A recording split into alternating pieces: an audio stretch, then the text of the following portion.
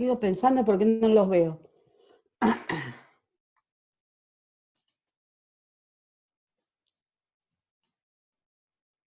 Hola Martín, a vos te veo.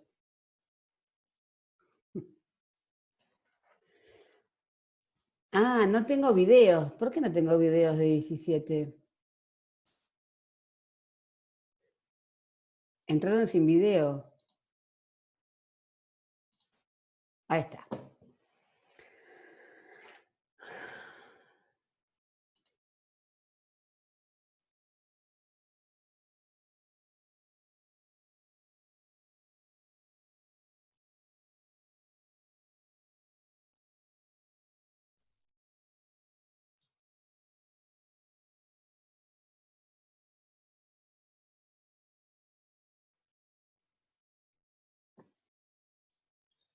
Bueno, ¿cómo andan?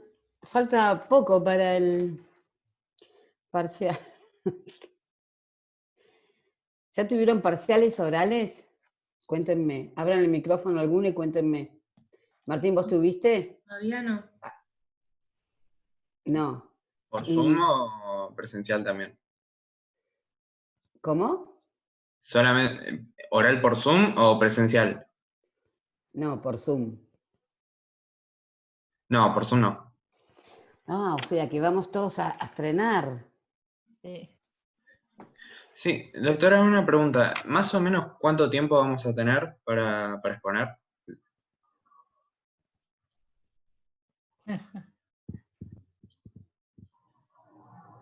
Lo único que yo te puedo hablar es de experiencias presenciales. Por Zoom jamás. Y en realidad, en general, lo que se hacía cuando elegían un tema era, hablaban más o menos. El tema es que tenemos, bueno, hay cuestiones operativas que yo no termino de solucionarlas en mi mente. Quizás están solucionadas, pero no sé cómo solucionarlas, que es que tenemos que tomar a casi 200 personas en un día y por Zoom. Porque supuestamente es como que se comienza por una comisión, como les dije el otro día, se termina con esa comisión y se sigue con la otra. Con lo cual, yo tengo un problema en poder entender que no va a haber ninguna otra utilidad del Zoom de la facultad para otra cosa que no sean los exámenes reales, seguramente. Bueno, volviendo a lo que me dijeron, yo calculo que puede ser que vos empieces a hablar y hables aproximadamente, ponele 5 minutos, 8 minutos, una cosa así, más de ese tiempo, y después se te puede preguntar, que se te harán 2 preguntas, más no, de algún otro de los temas que entre que sea distinto al tema que elegiste. Yo calculo que más de 3, como mucho 3 preguntas, no, porque yo no o sea, nosotros supuestamente somos 60 y pico. No, o sea, si yo llego a estar media hora, poner que sean 60, yo llego a estar media hora con cada uno, ¿cuánto tiempo estoy? O sea, tomo 2 por hora, 4 cada 2 horas. Si empezamos a las 9 y para las 11 le tomé a 4. Ay, mira el gato. Hola, gato. No lo tires así, pobrecito. Con amor trátalo, Martín, ¿eh? Ojo, ¿eh? Yo soy media así, animalera, o sea. Así que, por eso te digo, mínimamente tenemos que tomarle, y lo ideal sería que le podamos tomar a 4 por hora. 60 dividido 4, ¿cuánto da? No sé, yo soy abogada, ustedes ni siquiera lo... No sé cuántas horas nos dan. La verdad que yo por eso les digo, tengo problemas de entender la...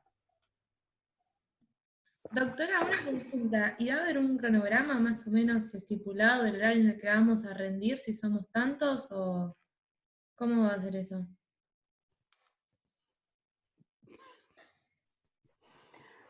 A nosotros el titular lo que nos dijo es que el 1 de junio tomamos los parciales orales a través de Zoom y que no van a ser así, porque yo dije, pero mirá que no puede haber más de una reunión por Zoom. No, obvio, no hay una sola reunión, no van a ser paralelos, sino que van a ser uno después de otro.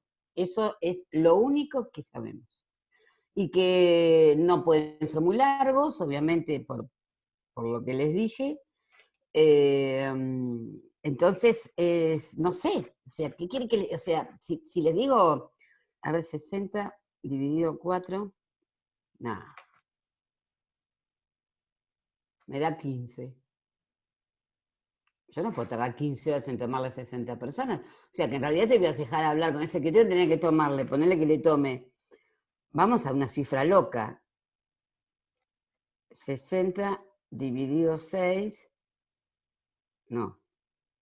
Acá hay algo más. Si yo tengo 60 alumnos, hagan una regla de 3 simple, por favor. Lo divido, o sea, y tomo 4 por hora, tengo que hacer 60 dividido 4, ¿no? A ver, ayúdenme, ustedes que terminaron el colegio hace menos que yo.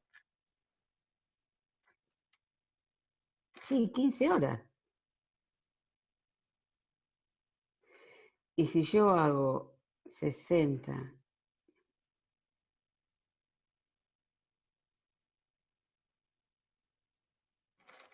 no, acá, bueno, no sé. No sé, chicos. Yo recuerdo viejas épocas. La profesora Torres Lastra, disculpe, buenas tardes. Hola, ¿cómo estás, Nicolás? Bien, la profesora Torres Lastra la semana pasada ¿Qué les comentó, dijo? porque hizo una clase de asesoramiento y charló más que nada que el parcial iba a ser una conversación. Dejó bien en claro que iba a ser una conversación en la cual nosotros empezábamos hablando de algo como para que tomáramos confianza, empezamos hablando de un tema que querramos, pero que no íbamos a poder contar todo el tema, y que de ese tema con el que empezábamos, ustedes nos iban a hacer alguna que otra preguntita, y alguna que otra preguntita de otra parte del temario, y ahí se terminaba. Y si Que es no lo que te iba, estoy diciendo. Bueno, eso es lo que yo te estoy claro, diciendo. pero El el tema tema es es que el si somos siguiente. 200 y pico, no sé cómo Claro, van a el tema es hacer. el siguiente. Me parece perfecto lo que dijo Torres Lastra. Primer asunto. Torres Lastra nunca tomó oral los exámenes, porque eso yo lo hablé con ella. Porque cuando ella dio la materia, justamente la daba así, ¿no? Era una de las personas que rendían de esa forma. Y la verdad que era así, o sea, nosotros nos sentábamos en la facultad y nos pasábamos 3 o 4 días tomando, pero era así, bueno, a ver, ¿qué tema elegís? Tal, bueno, a ver, empezá, 2 minutos, tal cosa. Esto es una conversación, no sé, o sea, siempre son conversaciones. Tal cosa, pero va, bien, bueno, a ver, vamos a otro tema, tal otra, sí, bien, ok. Ahora hablame de tal otra cosa, bien, ok. Eso te lleva 10 minutos. Porque no te puedo hacer preguntas para que me conteste sí o no. Porque para que me conteste sí o no me voy a multiple choice. Entonces, mínimamente yo te digo, bueno, ok, vos ponele que decís, elijo límites al dominio. Bueno, no, dale, empezá.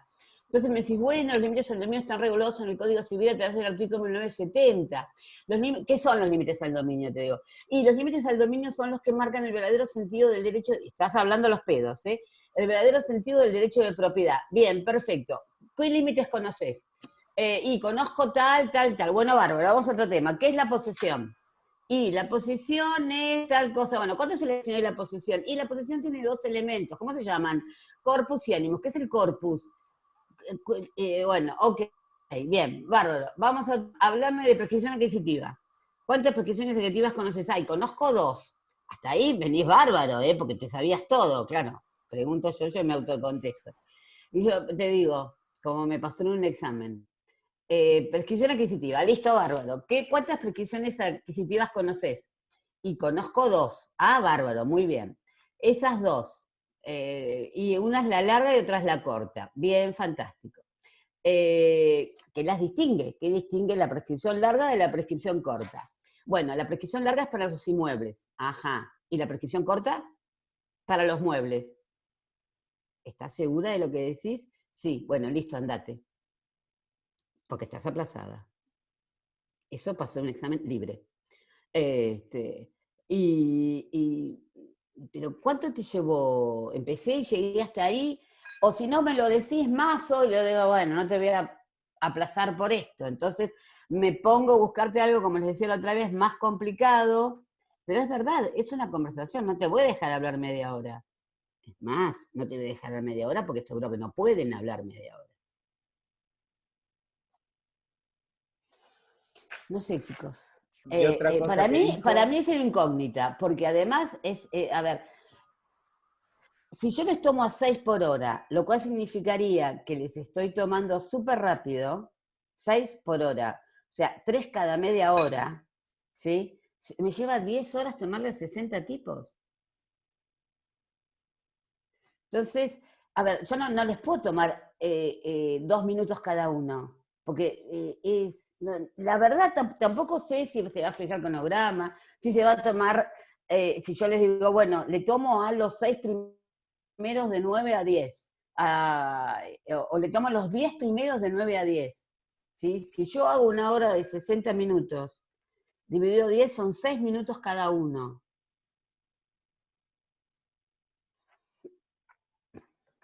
también comentó Yo que tengo muchas incógnitas, quizás me iban sean a develadas, pero...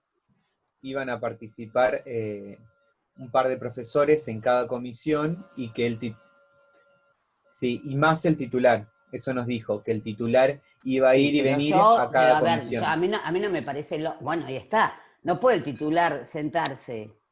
O sea, nosotros en la comisión vamos a ser 2, porque una de las integrantes de la comisión tiene que operarse de una cosa urgente este viernes. Razón por la cual somos las mismas 2. Ok, somos 2. Y el titular, pero el titular no se va a sentar a las 9 de la mañana, se va a levantar a las 3 de la mañana.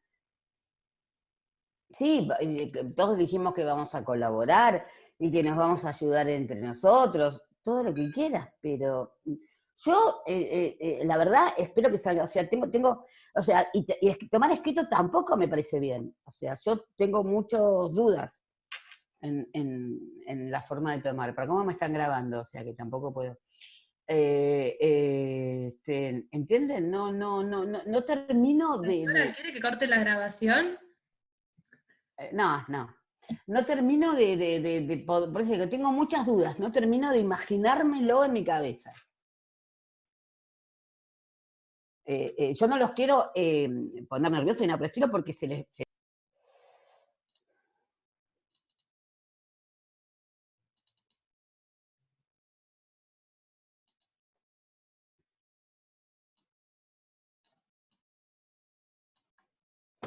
todos lo ven, ¿sí? Te tengo a vos, Martín Ugalde, como...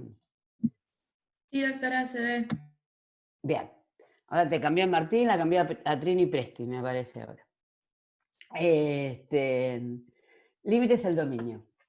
Límites del dominio en la parte de campus tienen subida una clase, que es una clase escrita, que hizo la doctora Moliné, y le subí bibliografía, le subí 2 bibliografías, creo. Y si no, ahora le subo otra más que tengo del código comentado. Los límites al dominio están regulados en los artículos 1970 a 1982 del Código Civil y Comercial, y estos límites al dominio ya existían, obviamente, regulados en el Código Civil.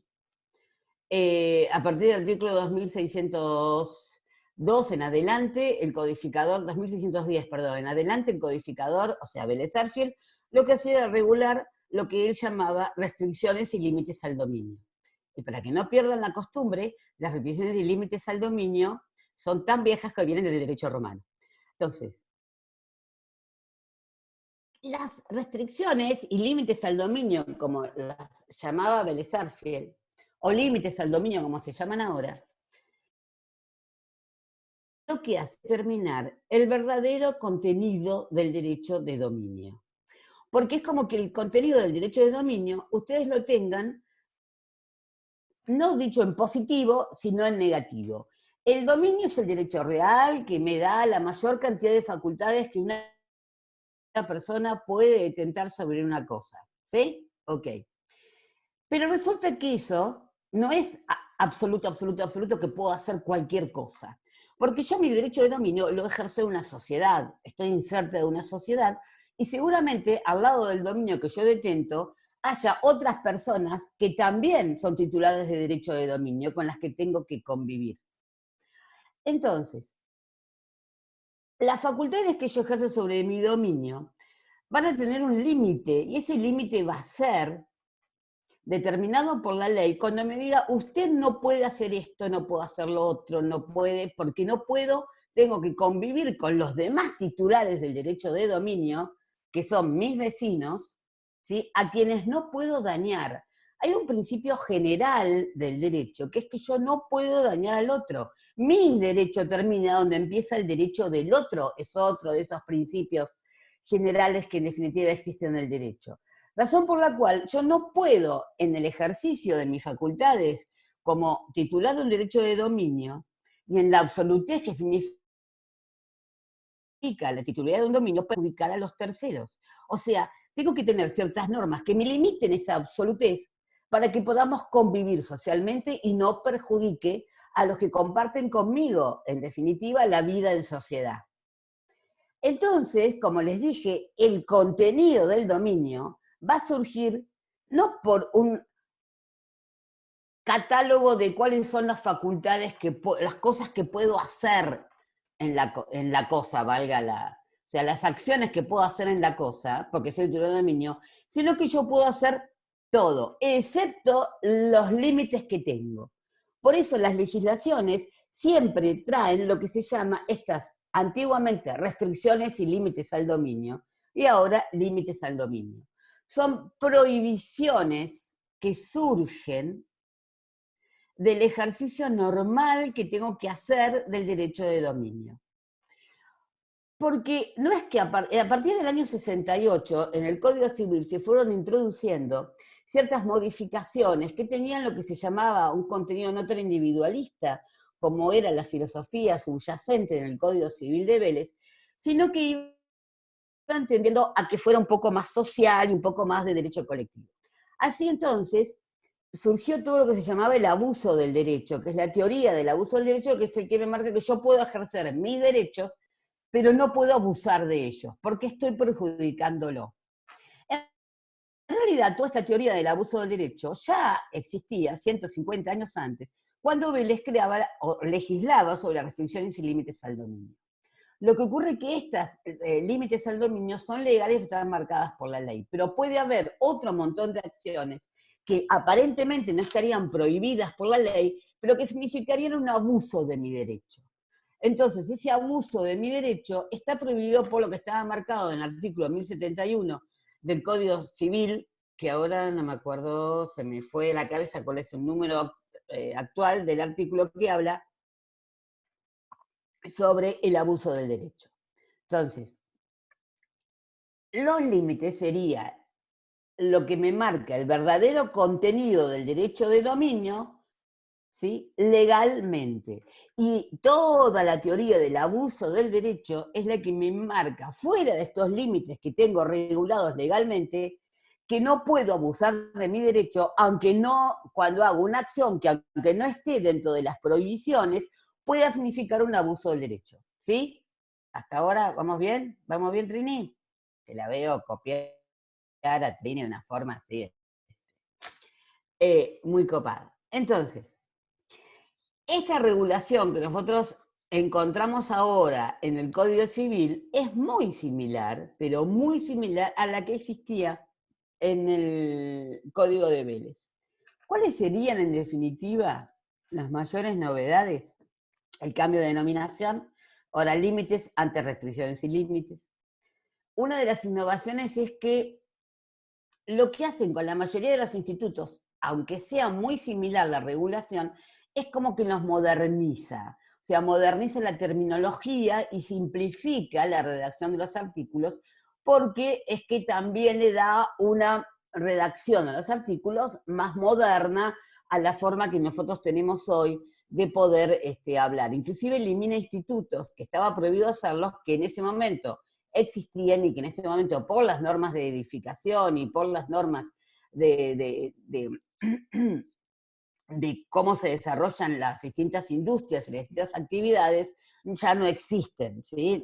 Ciertos límites que estaban marcados en el Código de Vélez. También hace una agrupación de varias normas que no estaban en este lugar, sino que estaban en otro, y entonces es como que más o menos lo sistematiza de una forma un poco más lógica.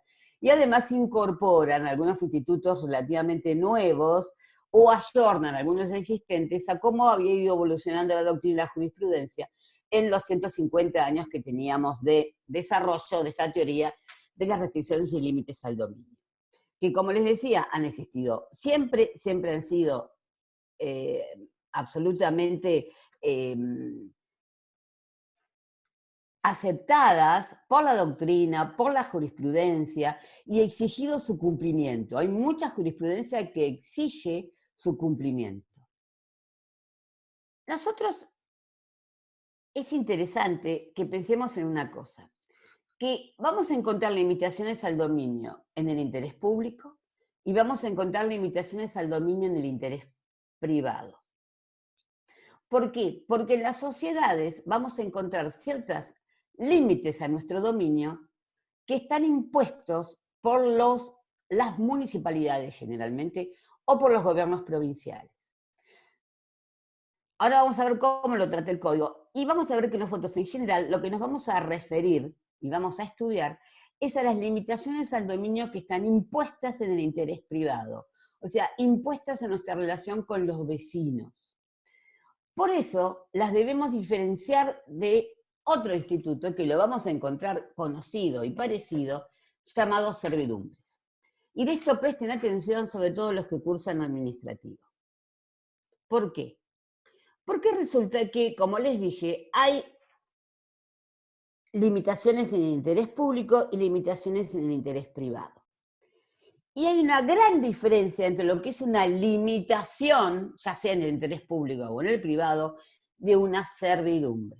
Las servidumbres, por empezar, que sabemos, aunque no lo hayamos puesto en este cuadro, que son derechos reales. La servidumbre es un derecho real, reconocido y enumerado en el artículo 1887 del Código Civil. Mientras que las limitaciones no son un derecho real, sino que es justamente una parte integrante del derecho real de dominio, porque me fija el verdadero contenido de lo que es el derecho real de dominio. Por eso, las limitaciones al dominio siempre van a ser legales. Yo no puedo llamar a algo limitación si no es legal, si no hay no están impuestas por una ley civil, como podría ser el Código Civil y Comercial, o cuando las encontramos en interés público, limitaciones reguladas por resoluciones municipales, decretos municipales, resoluciones de entes administrativos públicos, provinciales, nacionales, municipales. Mientras que las servidumbres, puede haber servidumbres legales, las vamos a encontrar en el código como servidumbres legales u obligatorias cuando se dan ciertas o determinadas circunstancias, pero en la generalidad de los casos las servidumbres son convencionales. O sea, la servidumbre es un derecho real que surge de una convención que realizaron los dueños de dos inmuebles. Vamos a agregarle acá, a esto ya que estamos, de que no es derecho real, mientras que las servidumbres son derechos reales. ¿Sí? Miren.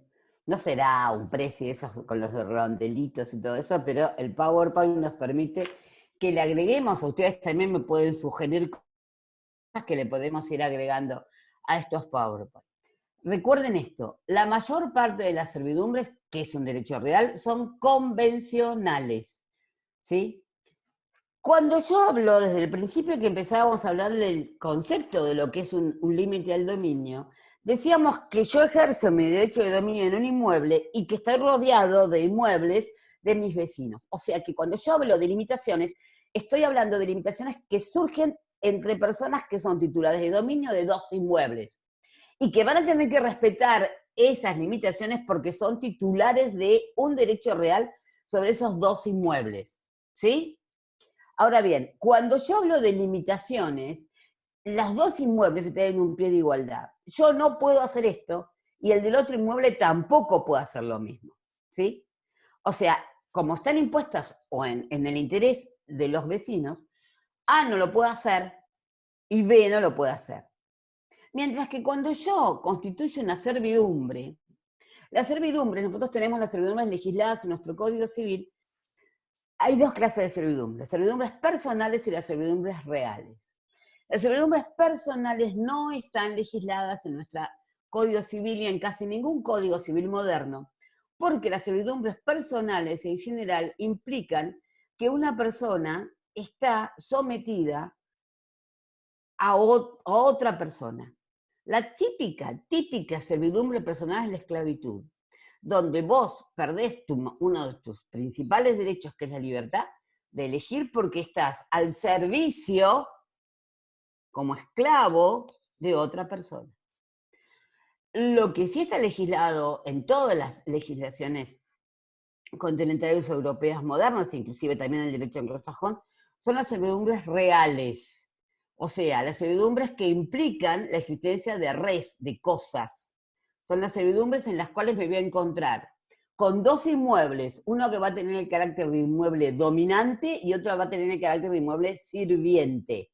O sea, el titular de dominio del inmueble dominante le va a poder exigir al titular de dominio del inmueble sirviente que no haga alguna cosa o que soporte alguna cosa, ¿sí? Es una convención que realizan entre el titular del fundo dominante con el titular del fundo sirviente. Una típica servidumbre, que inclusive es una servidumbre que puede llegar a ser inclusive legal, es la servidumbre de paso. Yo voy a utilizar la terminología que usaba el Código Civil de Vélez Sarsfield, porque lo tengo metido en la cabeza, que hay un fondo, que en realidad sería un inmueble, que no tiene salida a la vía pública en forma directa. Razón por la cual la propia ley lo obliga, o podríamos hacer una convención con el dueño del inmueble que tiene salida a la vía pública, esta es una servidumbre generalmente rural, me deje pasar. ¿Sí? La famosa y típica, creo que ya lo hablamos cuando hablábamos del mínimo concepto de servidumbre, la servidumbre de paso. ¿Quién es el titular del fondo dominante? El que va a pasar, el que es el dueño del fondo cerrado, que tiene que llegar a la vía pública. Y el fondo dominante es el que soporta que el otro pase por el fondo. Porque, ¿qué ocurre? Aquí fíjense que es típicamente una servidumbre. Yo, como titular de dominio de un inmueble, tengo el derecho de no dejar pasar a nadie que a mí no se me cante, que a mí no se me antoje, que yo no quiera. ¿Por qué no me dejas pasar? ¿Por qué no quiero? Entonces, por eso es que el código creó la servidumbre de paso como una servidumbre legal cuando hay un fondo encerrado. Pero puede ocurrir que mi terreno no está encerrado, pero que para llegar tengo que dar una vuelta que me implica muchos más kilómetros y yo tengo que sacar mi producción, por eso les digo que son servidumbres generalmente rurales, ¿no? Tengo que sacar mi producción y si tengo que hacer todos esos kilómetros, mi producción se encarece, a diferencia de si podría pasar por el fondo del vecino y llego directamente al camino. Entonces lo hago convencional, hago una servidumbre de paso convencional, en la cual yo le digo, mira, me dejas pasar. ¿Y qué dirían ustedes? ¿Cuánto me das? ¿Sí? Si te dejo pasar, ¿cuánto me das? ¿No? O por ahí son buenos y dicen, bueno, dale. Entonces vamos a fijar un lugar determinado, donde yo, que soy el dueño del fondo que tiene la salida a la vía pública, te voy a dejar pasar. ¿Sí? Y te voy a dejar pasar, nada más que por ese lugar. Te voy a dejar pasar nada más que por ese lugar. Y vos vas a ejercer, vos sos el titular de la servidumbre, ¿sí? Hicimos una convención entre el dueño del fondo A y B. A va a llegar a la vía pública, es el fondo dominante, ¿sí? Es el titular de la servidumbre, y el del fondo sirviente soporta al hombre, ¿sí? Soporta la servidumbre y lo deja pasar. hay una de las facultades que él podría ejercer como titular de dominio que las deja de ejercer a favor del titular del fundo dominante. ¿Sí? Esta es una típica servidumbre de paso. Existen, o sea, la servidumbre, como les dije la otra vez, puede tener el contenido que quieran, el que se les ocurra. Pero es una convención. ¿Sí? No hay servidumbres que no sean o legales o partidas de convención. En cambio, las limitaciones al dominio, yo no puedo, suponete, una limitación típica del dominio, que lo vamos a ver, es, para que ustedes tengan yo no puedo tener ventanas, ¿sí? que me permitan espiar al vecino. Entonces, yo solamente puedo tener esas ventanas a una X y determinada cantidad de metros del límite separativo, o sea, de los dos inmuebles vecinos. Yo no puedo hacer eso y el vecino tampoco puede hacer eso. ¿Sí? O sea, los dos tenemos que respetar que nuestras ventanas estén de tal forma que yo no pueda espiarte. Es una limitación. Yo puedo abrir ventanas, sí, donde quieras, siempre y cuando me respetes de que no vayas a espiar al vecino. ¿Sí? Entonces tenemos las limitaciones que se llaman luces y vistas, de acuerdo a si yo voy a abrir una ventana para tener luz o si yo voy a abrir una ventana para mirar. Si yo la voy a abrir para mirar, va a tener que estar a una X y determinada distancia del límite que separa las dos unidades. Esa es una típica límite al dominio, porque ni él, ni mi vecino, ni yo podemos tener esa ventana si no cumple con las disposiciones que me marca la ley. Las limitaciones me van a generar obligaciones de no hacer, obligaciones de soportar, o a veces inclusive obligaciones de hacer. Mientras que en las servidumbres siempre voy a tener obligaciones de soportar o de no hacer. Nunca una servidumbre puede obligarme a hacer algo, ¿sí? Porque yo no me voy a obligar a hacer algo, porque la obligación de soportar, como sería la de paso, no es no hacer, sino que es soportar algo. Las limitaciones no son indemnizables, porque están impuestas por la ley y están impuestas a todos los titulares de dominio de todos los inmuebles, mientras que las servidumbres, sobre todo las de soportar, pueden ser indemnizables. O sea, la servidumbre, cuando yo hago una convención para que exista la servidumbre, te puedo cobrar por esa servidumbre. Vos me tenés que pagar por sacar agua, me tenés que pagar por pasar. No cuando son legales, pero sí cuando son convencionales. ¿Sí? ¿Vamos bien? ¿Entienden? Es muy simple, limitaciones. El artículo 1970 del Código Civil y Comercial es interesante. Uy, ¿por qué no se me abre esto? Perdonen, ¿eh? Ahí está. El artículo 1970 del Código Civil y Comercial me dice: las limitaciones impuestas al dominio privado en el interés público están regidas por el derecho administrativo. El aprovechamiento y uso del dominio sobre inmuebles debe ejercerse de conformidad con las normas administrativas aplicables en cada jurisdicción. Los límites impuestos al dominio en este capítulo en materia de relaciones de vecindad rigen en subsidio de las normas administrativas aplicables en cada jurisdicción. Este artículo, que está súper moderno, redactado, lo que me está diciendo es esto: las limitaciones al dominio privado, pero en el interés público, recuerden que tenemos en el interés público y en el interés privado, están regidas por el derecho administrativo. Y además me dice, el aprovechamiento de inmuebles, o sea, el ejercicio de mi derecho de dominio sobre los inmuebles, lo tengo que hacer como primera medida conforme a las normas administrativas que rigen en cada jurisdicción. Porque la norma administrativa de acá de Mar del Plata puede ser distinta de la de Miramar o de la de Balcarce. O inclusive es más, dentro de la propia ciudad puede haber distintas restricciones de tipo administrativo o límites de tipo administrativo. Porque yo quiero que se ubiquen en esto. Todas las limitaciones al dominio impuestas en el interés público son regidas por el derecho administrativo. Ustedes el administrativo, no sé si lo estudian en la primera parte o en la segunda parte, van a estudiar una cosa que se les van a decir que se llaman servidumbres administrativas. Están mal llamadas y es un error absoluto y total. Trini, ¿ya lo vieron o todavía no lo vieron? Todavía no, está en la segunda parte. Estas normas llamadas de derecho servidumbres administrativas no son otra cosa que limitaciones al dominio impuestas en el interés público. ¿Saben por qué las llaman?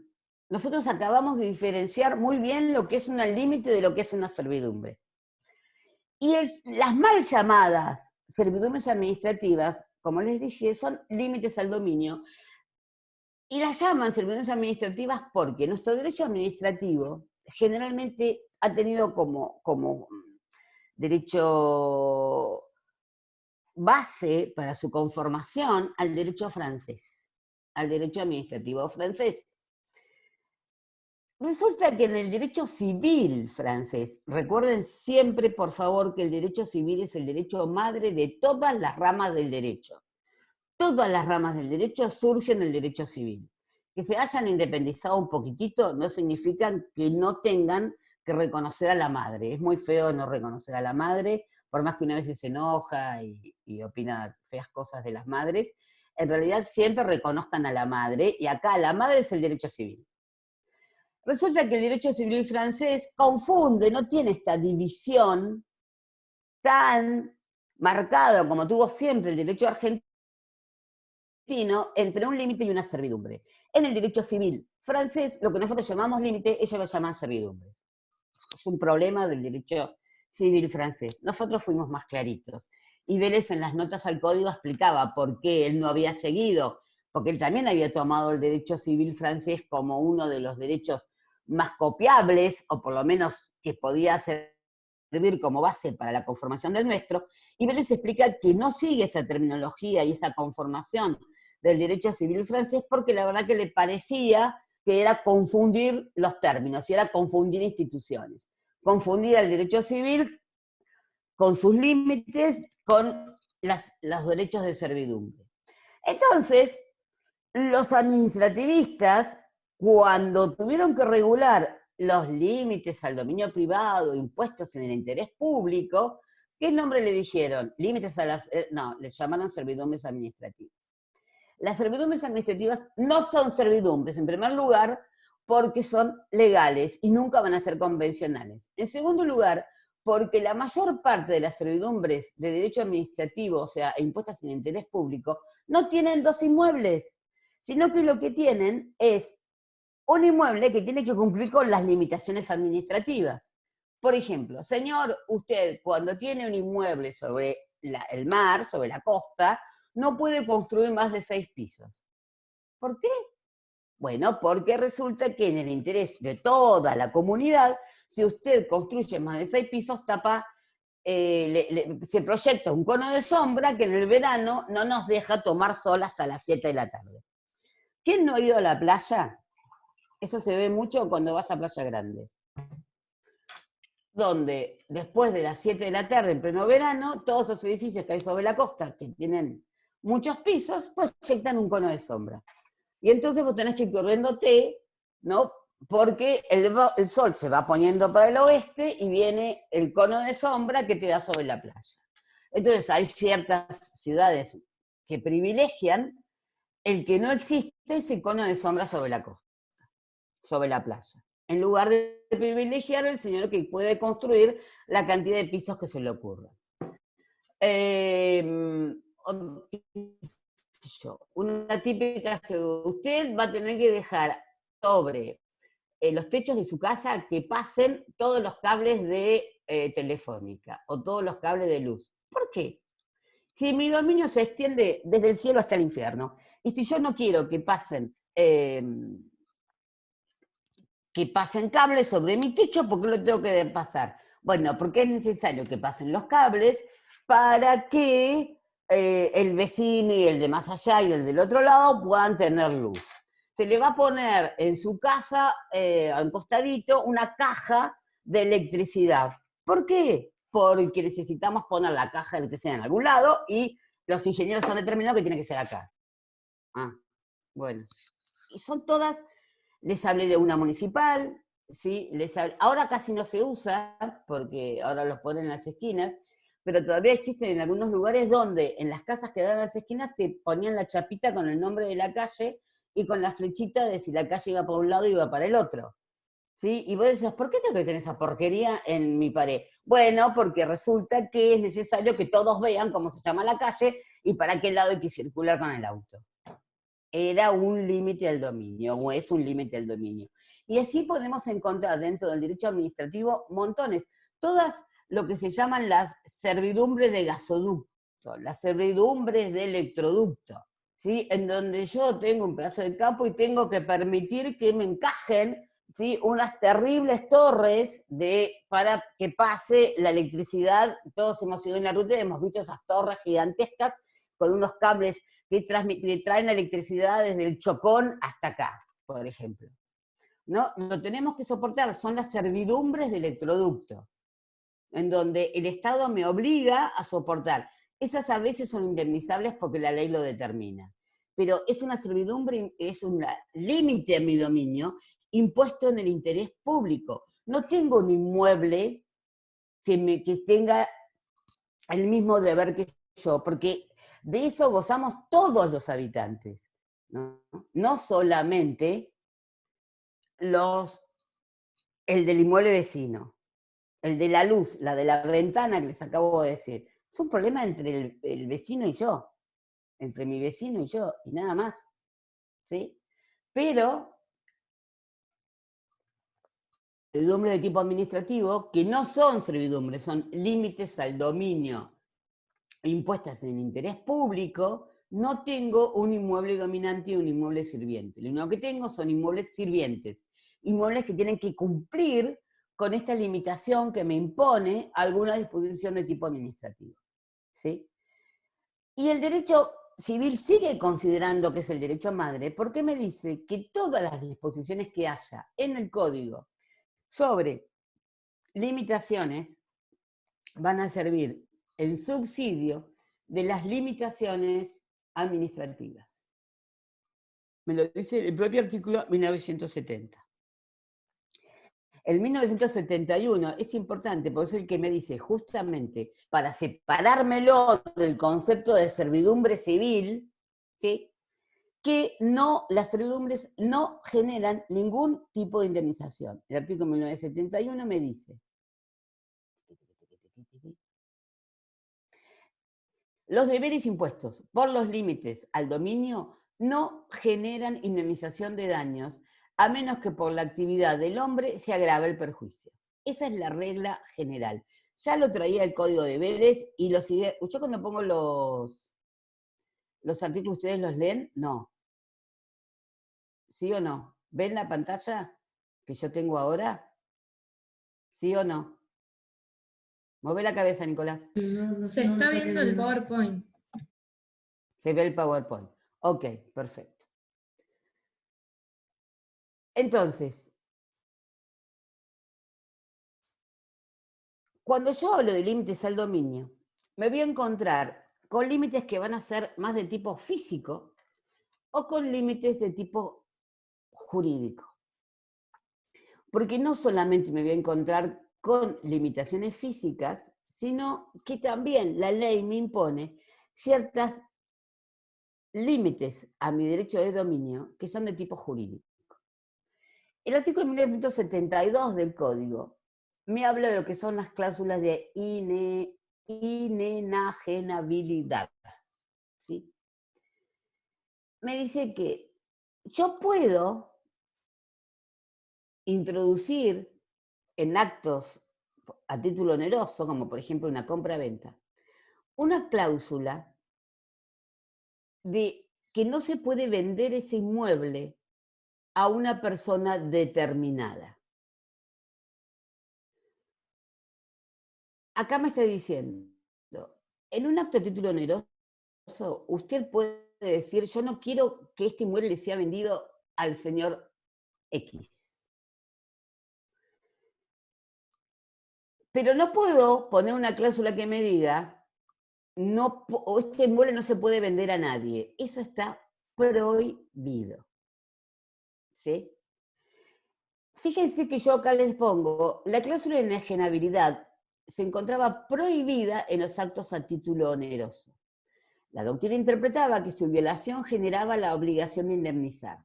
Ahora, la cláusula es nula y si el dueño enajena, a pesar de la prohibición, no tiene nada que indemnizar.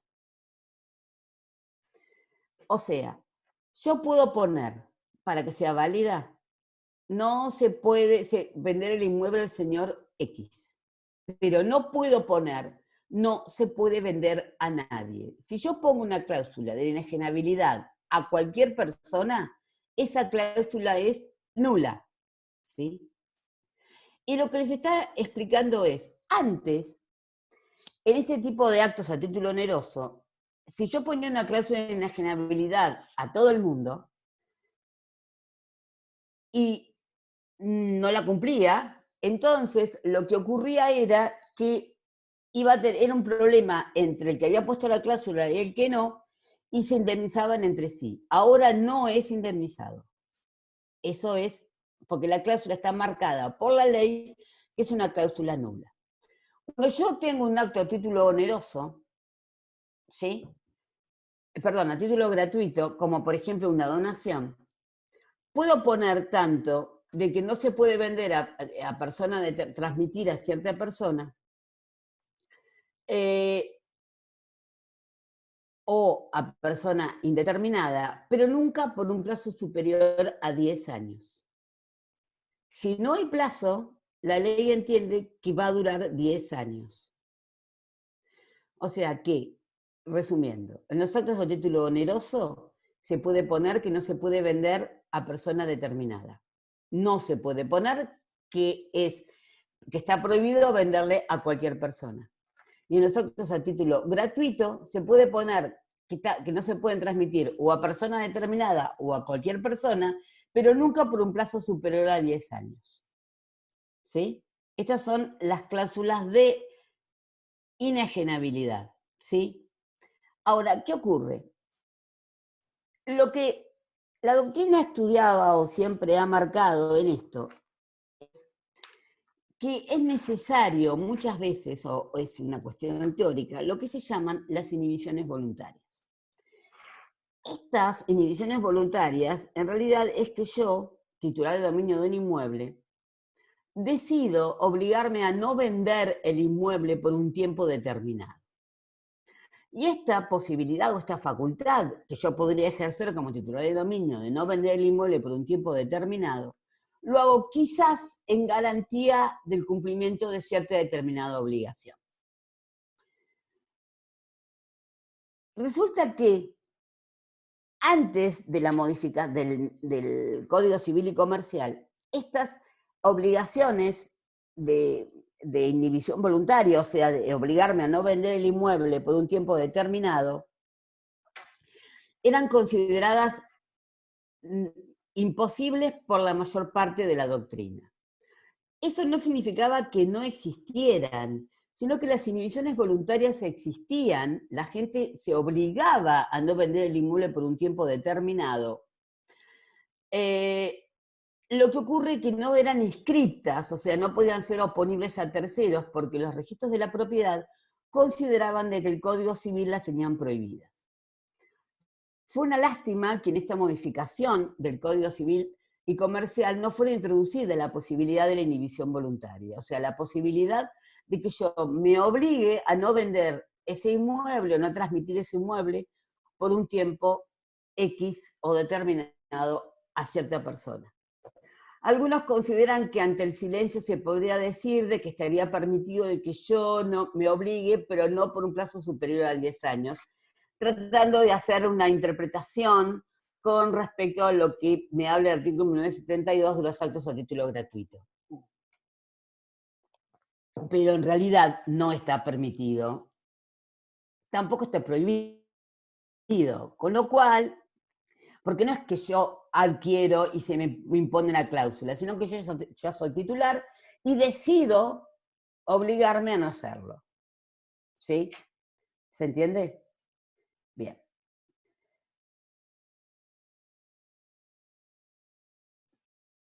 Como les decía, se conserva la mayor parte de todas las limitaciones vigentes, pero me interesa sobre todo que veamos las igniciones inmateriales del artículo 1973.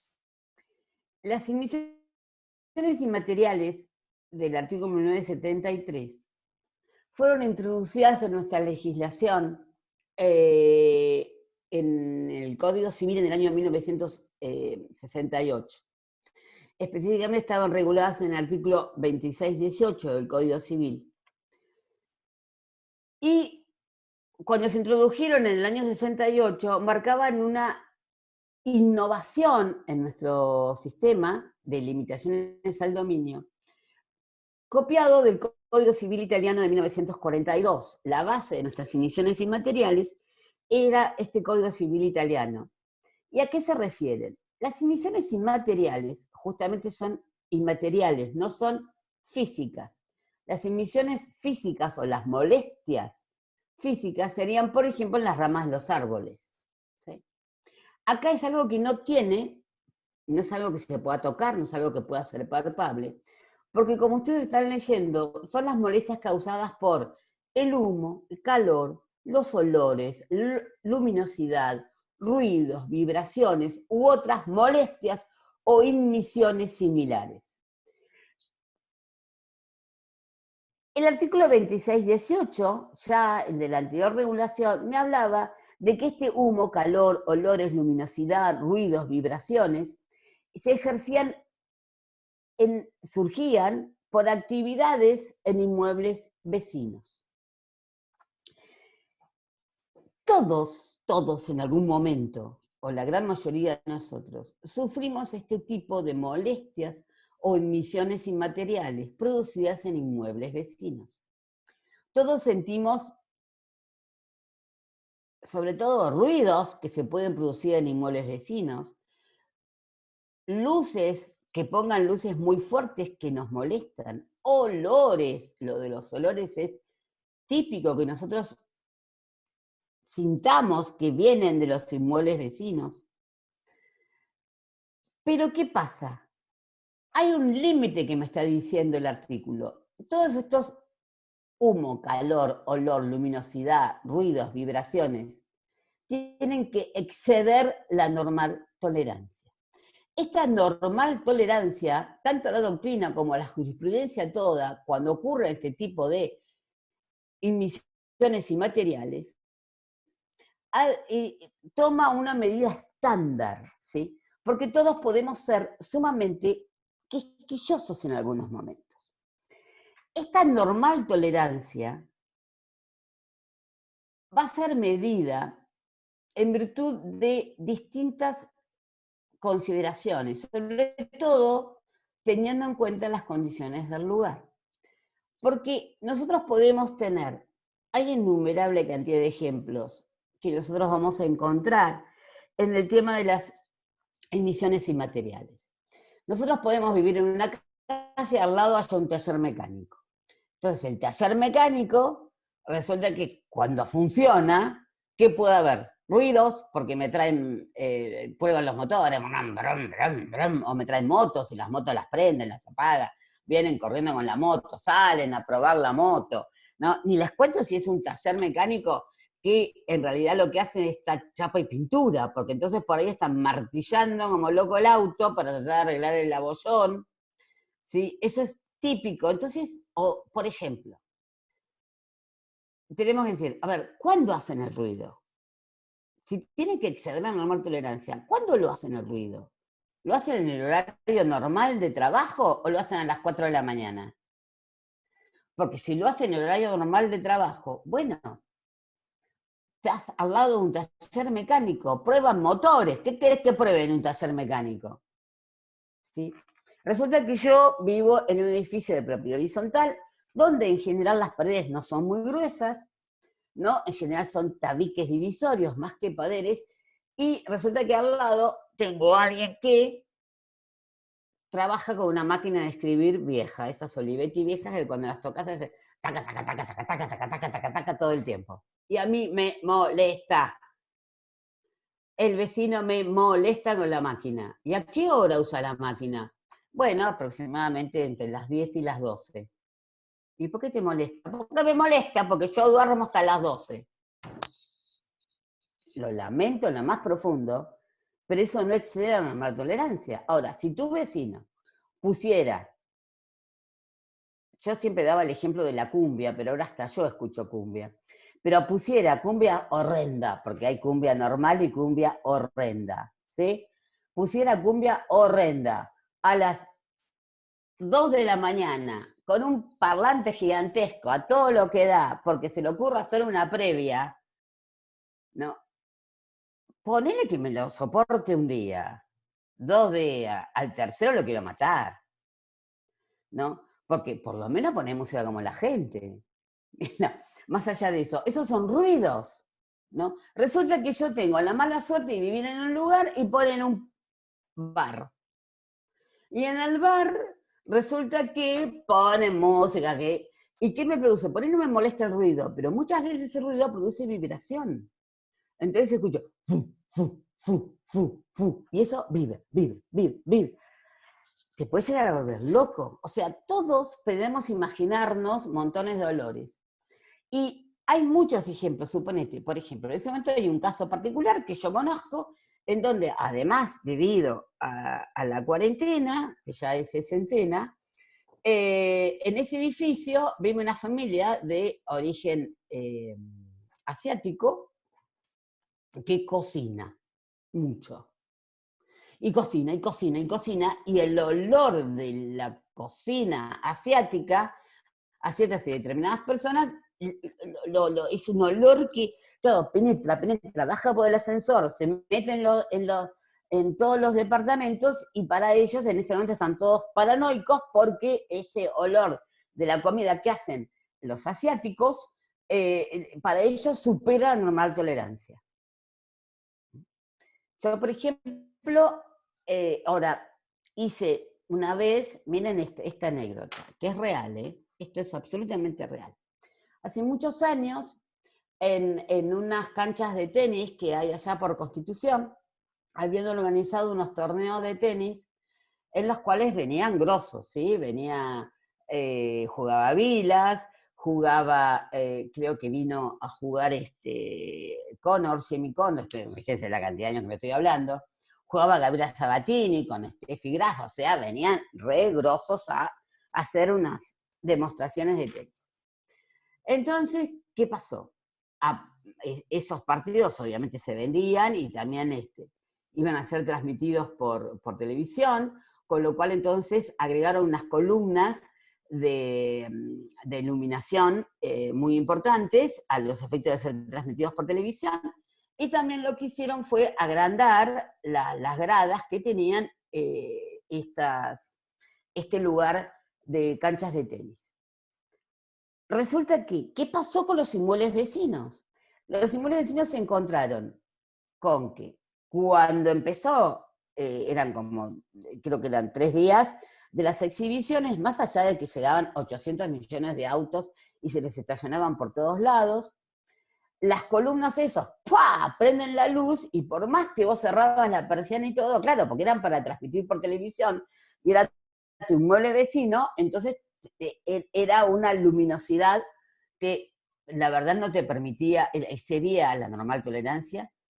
Y después, las gradas esas, casi, o sea, una grada, recuerden que no es derecha, sino que las gradas vienen así. Entonces, la grada por poco no se te metía la parte de arriba en tu inmueble. O sea que los que se sentaban en esas gradas, lo que hacían era mirarte todo el tiempo, sea de noche o sea de día, que tiraban, porque se comían los panchos, las hamburguesas, ¿no? Tiraban los vasitos de coca, todo para que caían, porque eran los que estaban arriba, caían en tu inmueble, y además los ruidos. porque como el partido de tenis se transmitía y todo eso, se escuchaban los ruidos y lleno de gente. Entonces, lo que buscó los dueños de los inmuebles vecinos era comprobar todos estos que era ruido, era luminosidad, otras molestias similares, como era toda la basura que les tiraban, y les puedo asegurar que era, o sea, ¿ustedes alguna vez escucharon un partido de tenis por radio? Porque claro, vos no veías el partido, escuchabas. Y no, claro, nunca, jamás, porque los partidos de tenis por radio no se transmiten. ¿Por qué? Porque vos cuando no ves un partido de tenis escuchás esto. Bueno, señoras y señores, ahora aparece Vilas. ¡Ah! Ruido bien, ¿viste? Guille, todo así. Bueno, bárbaro. Y vos no vienes muy bien. Entonces estábamos con otro escribano en unos inmuebles vecinos. Bueno, ahora Simiconor, bien, viva, entre Simiconor, no, bien, viva. Ahora empieza el partido. Entonces ahora empieza el partido. Entonces ya, plaf, plaf, plaf. ¡Ah! 15-0 gana Vilas, decís vos. Otra vez, tuc, tuc, tuc, tuc. 15 iguales. Y así sucesivamente podías ir relatando los tantos y todo el game. La verdad que era una locura. Esto que parece tan gracioso, o no, en realidad ocurrió de verdad. Y era el típico ejemplo de material de ruidos, porque por supuesto que los partidos duraban de luminosidad, porque por más que bajaban las presiones no podías, y que además te tiraban la basura en tu terreno. Entonces, y esto excedía la normal tolerancia, porque no es que vos tengas que aguantar los partidos de tenis, no es que tengas que escuchar los ruidos de la previa a cualquier hora, no es que tengas que soportar los olores de los que cocinan, que tienen todo el derecho a cocinar, pero ahí viene, ¿qué es lo que el juez puede hacer? Cuando se presenta esta demanda de cesación de las molestias, el juez puede ordenar la remoción de lo que causa la ignición, lo cual va a ser, o la cesación de la actividad que causa, ¿sí? Pero también lo que puede hacer es morigerar, decir, tome las medidas necesarias a efectos de que ese olor, ese ruido, esa luminosidad sean menores, no causen la molestia y no excedan la normal tolerancia.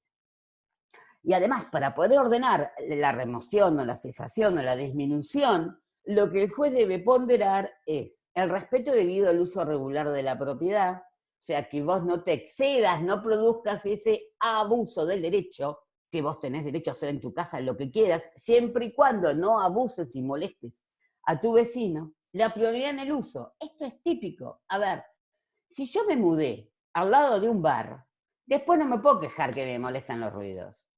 El típico ejemplo es cuando yo tengo una fábrica de harina de pescado. Las fábricas de harina de pescado, la verdad, no tienen de ellas no emana un olor muy agradable. Entonces, pero si yo me mudé enfrente a una fábrica de harina de pescado, después no me puedo ir a quejar de que no me guste el olor. Prioridad en el uso se llama eso, ¿sí? El interés general, porque puede ser que la fábrica que a mí me molesta el humo que larga y que está al lado de mi casa, es la que le da trabajo a, no sé, 200 personas. Entonces, ahí en lugar de decir que cese la fábrica, que larga el humo que me molesta, bueno, pongan filtros, cambien algo de la forma de producción para disminuir la molestia, pero yo, juez, tengo que pensar también que le da trabajo a 200 personas. Y también tiene que tener en cuenta lo que se llama las exigencias de la producción. O sea, no le puedo ordenar que haga X o determinada acción en la cadena de producción de la fábrica, porque resulta que se requiere para fabricar eso que ocurra, o sea, la medida que lo tengo que ordenar que haga como juez tiene que estar en relación y en consonancia con el interés general y con las exigencias de la producción, ¿sí? Un caso jurisprudencial, que lo voy a buscar y se lo subo, porque lo tengo, en la cual interviene bastante. También ocurrió, que ya no ocurre más, en Mateu y San Luis, no, Formosa y San Luis, está la iglesia, una iglesia mormona. Esta iglesia mormona, desde hace mucho tiempo, tenía una cancha de básquet, una canchita de básquet abierta que lo usaba todo el barrio. Yo recuerdo hace más de 30 años que yo me mudé a esta zona y estaba la canchita de básquet de los mormones. Y todo el mundo, como estaba abierta, iba a jugar a la canchita de básquet de los mormones. Bien, hace aproximadamente 10 años, o sea que la cancha yo tenía más de 20, un señor compró una casa pegada a la cancha de básquet de los mormones. Y a este señor, en determinado momento, le empezó a molestar que todo el barrio fuera a jugar al básquet a la canchita de los mormones. Y entonces quería iniciar una demanda a efectos de que cerraran la canchita. Yo recuerdo que cuando me llaman para hacer el acta, para ir a ver cómo jugaban al básquet en la cancha de los mormones, que lo veía hacer de toda mi vida, yo dije que para mí no correspondía porque había prioridad en el uso por parte de los mormones. Y además que de hacer lo que más podía en definitiva hacer, además cuando se jugaba no era de noche, sino que era de día, o sea, con lo cual no había luminosidad, o sea, para mí no se cumplían ninguna de las requisitos para considerar de que el uso de la cancha excedía la normal tolerancia y que se tenían en cuenta las condiciones del lugar. Bueno, este señor, que la verdad no soportaba la canchita de los mormones, lo que logró es que o sea, en realidad fue por buena voluntad de los mormones, pero inició un juicio, el juicio lo perdió justamente porque no tenía prioridad en el uso, sino que la tenían los mormones, y porque no pudo demostrar que se vulnerara la normal tolerancia. Así y todo, llegó a un arreglo con los mormones que tuvieron muy buena voluntad, cerraron la canchita y lo usaban en estacionamiento. Pues, ¿qué le molestó al señor en ese momento? Los autos que se estacionaban. Ah, bueno, lo que pasa es que a vos te molesta cualquier cosa. Entonces, al final, si ustedes pasan, ven que todo ese lugar está todo enrajado, no se usa para actividades propias de la iglesia mormona. Eso fue lo que se logró con este señor que tuvo un exceso en la posibilidad de llegar a una reunión de las emisiones inmateriales. Y que o sea, lo perdió, y lo peor, esto es otra enseñanza que les quiero hacer. Ustedes cuando sean abogados no tienen que hacer juicio por cualquier cosa, sino que tienen que hacer juicio cuando corresponde, cuando la persona realmente tiene derecho y la persona realmente está siendo vulnerada en uno de los derechos que pueden ser cualquiera, como podía ser en este caso. La abogada, en este caso era una abogada que llevaba adelante el caso, le dijimos que lo iba a perder porque no se daban justamente todos los elementos necesarios previstos para el caso de las emisiones inmateriales, y sin embargo esta doctora llevó adelante el juicio y lo perdió, ¿no? Y este señor no solamente lo perdió, sino que además tuvo que pagarle los honorarios a la abogada y al abogado de los mormones, ¿no? Es un típico caso en el cual les juro que cuando yo vi de que lo habían perdido, hasta me sentí feliz, porque mi recomendación como conocedora del tema había sido: no se puede accionar porque se va a perder, porque no era un caso en el cual, les conté un caso en el que iba, que fue el de los partidos de tenis, y les conté un caso en el que hubo un exceso de llevar adelante la utilización de este artículo de las emisiones inmateriales. Este artículo es importante que lo lean porque suele ser pregunta de examen. O sea, esta vez que va a ser la conversación, puede llegar a ser que le digan: háblame de las emisiones inmateriales.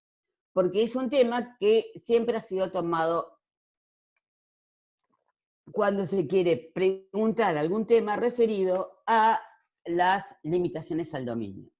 Porque las otras limitaciones que con nosotros nos encontramos no son tan divertidas, o no son en sí que tengan tantas cosas para preguntar. Porque, por ejemplo, el de que las aguas no pueden dar, lo de luces y vistas.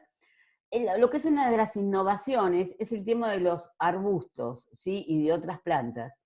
Porque en el artículo 1982 del Código se ha tenido en consideración más bien un principio ecológico. Anteriormente, si a mí me molestaban las ramas de un árbol del vecino, no se podían plantar árboles en el límite de las 2 unidades. Si había un árbol que estaba en el límite de las 2 unidades, cualquiera de los dos podía hacer sacar el árbol. Si me molestaban, entonces los árboles no podían estar plantados a menos de 1 metro del límite separativo. Si había un árbol plantado a menos de 1 metro, yo podía obligarle al vecino que saque el árbol. Eso fue horrible. También lo sufrí en carne propia al exceso de esto. Resulta que había un árbol de paltas que estaba menos de 1 metro del límite separativo de la casa de mis padres con la del vecino. Un enorme, divino árbol de paltas que daba paltas. Ustedes vieron el precio de las paltas. Las paltas siempre fueron caras y daba paltas, unas paltas lindísimas. Bueno, al vecino se le ocurrió que las ramas de la pobre palta, que era bastante grande, iban a caérsele arriba del techo del quincho. Y entonces se exigió que se sacara el árbol enorme de palta. Y como estaba a menos de 1 metro, estaba en definitiva violando la limitación que regía en ese momento, y luego lo sacaron. Más allá de que lloraba porque no tuve más paltas, me pareció un exceso porque como árbol era un árbol lindísimo. Entonces ahora, en realidad, lo que te dice ahora la legislación no es que se pueda sacar el árbol sola, pura y exclusivamente porque al vecino se le ocurre que puede llegar a haber una rama que se le caiga, sino que lo que te pueden exigir es que cortes las ramas que pueden llegar a producir algún peligro, ¿sí? Pero no la obligatoriedad de poder extraer el árbol entero, porque tiene en realidad un criterio un poco más amplio y un poco más ecológico que el que tenía la anterior legislación hecha en la época de Vélez, donde la verdad que la conciencia ecológica de soportar los árboles no era muy acendrado. Después, en 1977 el Código antes me prohibía, por ejemplo, que lo que yo, había toda una serie de limitaciones en cuanto a que yo no podía, si yo tenía fraguas, o sea, hornos, que daban a los inmuebles vecinos, tenía que tener una pared con tanto grosor y de determinada forma. Eso se salió.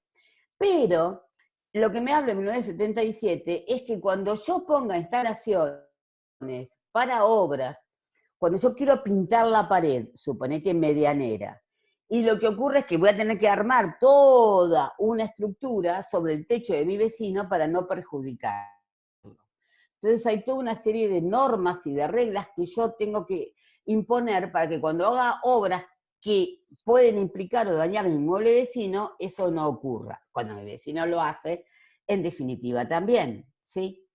Lo de las luces y vistas es muy tonto, porque la luz es una ventana que se impone sobre, generalmente, yo no puedo tener aperturas en las paredes medianeras. Es una prohibición. Por más que la pared medianera es una pared que ya van a estudiar, que es en condominio de los dueños de los 2 inmuebles, no puede haber ventanas.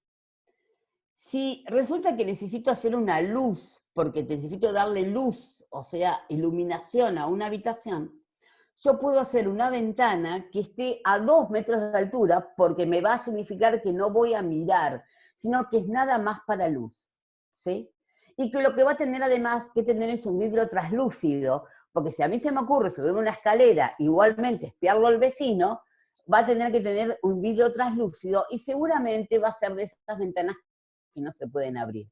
Porque lo que yo estoy resguardando es la intimidad de mi vecino, y mi vecino tampoco puede tener, en definitiva, una pared de eso. Hola, estoy dando clase. Cuando termine te llamo. Chao. Disculpen. La vista es una ventana que yo abro realmente para mirar, que es la que ya les mencioné. Esa ventana tiene que tener unas características, hay truenos, unas características de lejanía del inmueble de mi vecino para que yo no lo pueda espiar tranquilamente, porque también están hechas para resguardar la intimidad, en definitiva, de mi vecino. Entonces, por eso tienen que estar a 3 metros del límite de mi vecino, si es una lista directa. ¿Directa cómo es? Es cuando yo lo que hago es pararme y mirar a mi vecino. Así, parada, derecho, ay, mira lo que está haciendo. ¿Sí? Yo el otro día, la vista siempre se ve. En los lugares urbanos es casi imposible no ver a los vecinos, sobre todo si está más elevado, ¿no? Yo de donde estoy ahora, que estoy en un primer piso, estoy viendo todos mis vecinos, pero como estoy más lejos, no los veo. Es como que tengo que hacer un esfuercito para mirarlos. Y si resulta que es una vista oblicua, ¿cómo es una vista oblicua? La vista oblicua es la que para mirar a mi vecino tengo que hacer esto. O sea, tengo que torcerme para poder chusmear a mi vecino. Entonces ahí el límite, la ventana de donde, o el balcón, ¿sí? Que el código de Bayes lo llamaba voladizos, lo que yo tengo que hacer es estar mínimamente como ya es más dificultoso, entonces son 60 centímetros del límite separativo de las dos heredades. Son todos limitaciones que yo tengo en la vista o en las luces para poder resguardar la intimidad de mi vecino y para que mi vecino a mí no me espíe. Es muy común que en propiedad horizontal estas limitaciones no se cumplan. La propiedad horizontal es la típica construcción en la cual ninguna de estas limitaciones de las luces y de las vistas en definitiva se cumple. Luego en el artículo 974 yo tengo regulado una limitación que no es en el interés de los vecinos, sino que es de derecho público. Es la única limitación de derecho público que siempre ha estado regulada en la legislación civil, porque ya lo traía la legislación de Vélez y la repite el Código Civil y Comercial, que es el camino de sirga. El camino de sirga es un tanto antiguo, porque la sirga es una acción que se lleva a cabo cuando un barco tiene que remontar, escúcheme, un barco a vela tiene que remontar un curso de agua, llámese río, y que no, entonces para que pueda remontar, o sea, lo que va haciendo va en contra de la corriente. Entonces, ¿qué hace? Larga unas sogas que la gente, los marineros se bajan del barco y van a los costados en la tierra tironeando el barco a efectos de que el barco remonte. Como verán, es una cosa muy moderna, ¿sí? Y eso se llama sirga. Entonces, el Código Civil, hecho en 1870, lo que me decía era, a las veras de los cursos de agua se va a dejar 35 metros, decía el Código Civil, para que se pueda producir esta operación de sirga. Bueno, como ahora, en definitiva, no existen barcos que remonten cursos de agua para los cuales se les tenga que tironear porque resulta que tienen motor, entonces no lo necesitan, lo que se dice es que no tiene que haber construcciones en 15 metros que vayan desde lo que es la vera del río para adentro. Esos 15 metros de no construcción son para facilitar cualquier tipo de maniobra que se necesite en los cursos de agua navegables. Entonces, no vamos a hacer, se llama camino de sirga porque sigue teniendo el nombre que se le dio en antaño, pero en realidad son para que puedan, si es necesario, porque hay que hacer algún salvataje o porque hay que hacer alguna obra para facilitar la navegabilidad del curso de agua, que no se hagan construcciones en 15 metros, o sea, los que son propietarios ribereños, no hagan ese tipo de construcciones en 15 metros. Uno de los límites menos aceptados es este, porque en realidad si ustedes ven muchas veces en los costados de los ríos navegables van a ver que los 15 metros no son respetados si hacen construcciones en esos 15 metros. Si ustedes se fijan, cuando vayan a Buenos Aires en auto y crucen el Salado, que es un río muy grande que se cruza en determinado momento, ¿no? Vayan atentos y van a ver que el Salado tiene casas, algunas casas, que generalmente cuando hay inundación se inundan, porque están tan cerca que no respetan los 15 metros y no han respetado el camino de Siria. O sea que están en contra de esta limitación. Esta es una limitación típica del interés público, no en el interés privado. Con lo cual, les digo, es una limitación de tipo administrativo, pero que está legislada, siempre estuvo legislada en el Código Civil, y se llama el camino de Siria. Las otras, ustedes pueden leer los artículos del código, la verdad que esto no se necesita ser demasiado así, no requieren mayores explicaciones. ¿Preguntas? ¿Ninguna? ¿Ninguna pregunta? ¿Nadie tiene una pregunta? ¿De todos los que están? ¿De los 22 que están? ¿Todos entendieron las limitaciones que no son tan complicadas? Las emisiones, ¿les gustaron los ejemplos que les di de las emisiones inmateriales? Y saben todos los que podría darles. Una vez tuve que hacer un acta, había un boliche que estaba ahí cerca de Alem, ya a esta altura ni me acuerdo, entonces tenía unos amigos que vivían en el departamento de al lado. No sabés lo que era el departamento, era imposible de estar, imposible. Sí, tengo preguntas. En el chat. Una dice que no se escucha. ¿No me escuchaban? ¿Quién no me escuchaba? Buenas tardes, doctora. La clase de realización, uy, bueno. 15 minutos para cada uno, dice Jacqueline. Si hacemos 15 minutos para cada uno, son 4 por hora y tardamos 15 horas en tomar. ¿Viste? Mi ancho de red no basta 100 en la reunión. Y bueno, no, es que por eso lo que vamos a hacer es de que haya, dividirlos en más días. El tema de dividirlo en 2 días, y algo va a ocurrir, pero resulta que nosotros tenemos puesto de que el primero tomamos parcial y el 8 tomamos recuperatorio. No sé. 30 alumnos un día y 30 el siguiente. No sé, chicos. Todo puede ser. Van a tener que anotarse. Es prácticamente imposible. Alguno que tenga micrófono que le diga a la doctora que supuestamente unos días antes van a tener que anotarse los que estén seguros que van a rendir. Ah, puede ser, sí. Hay una pregunta que no voy a contestar. ¿Por qué no es viable el multiple choice? Es una decisión del titular que no es viable en definitiva tomar con multiple choice. Viviana Caparelli, que no me escuchabas, ¿todavía estás? Escribime si escuchás o no escuchás, porque exacto, un gasoducto, por ejemplo. Perdón, doctora, fue al principio que no se escuchaba, después se escuchó perfecto. Ah, bueno, bárbaro, gracias, me sacaste una preocupación. Bueno, ¿en serio? ¿No tienen nada que preguntar? Bueno, la semana que viene todavía vamos a estar en condiciones de dar una clase antes del parcial. ¿Les parece bien? ¿Sí? Sí, doctora. Contéstenme. ¿Sí?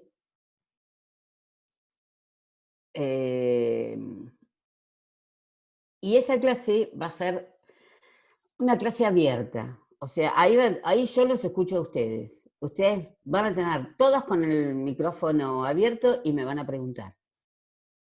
¿Sí? Me van a preguntar de los temas que quieran.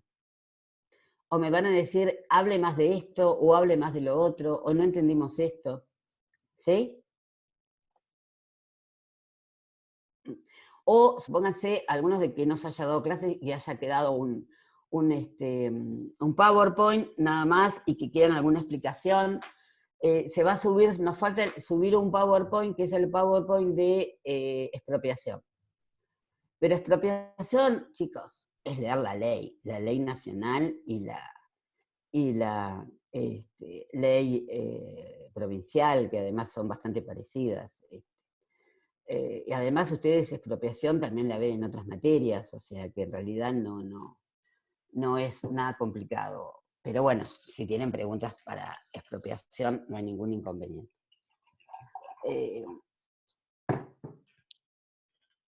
¿Alguna pregunta? Porque me habían pedido que diera clase hasta las... Ah, bien, 4:30, que diera clase hasta las 5, y ya estamos llegando. Una consulta. ¿Es importante estudiar el procedimiento del juicio de usucapión? Yo creo que vos lo que tenés que estudiarte de la 1459 en la usucapión es que es un proceso judicial en el cual no es una información sumaria, sino que tenés que realmente probar que se cumplen con todos los requisitos y que estás haciendo un juicio contra alguien, ¿no? Que es un proceso en el cual vos lo que haces es tratar de conseguir que a una persona que pierda el dominio, ¿sí? Porque vos has adquirido el dominio de alguna forma, ¿sí? Y que el otro puede oponerse y puede haber una litis en definitiva y que tenga que existir una prueba realmente fundada. La ley tampoco es tan larga, pero en definitiva lo importante es que justamente empezás con el plano, empezás con los certificados de dominio, y eso son todas partes. El otro día yo hablé algo de lo que es el juicio de usucapión, cuando hablábamos de organización dominial, y que justamente lo que vos tenés que hacer es probar tu posesión pública, pacífica, ininterrumpida durante el tiempo que te exija la ley. Y si vas a ir a la prescripción corta, deberás probar el justo título.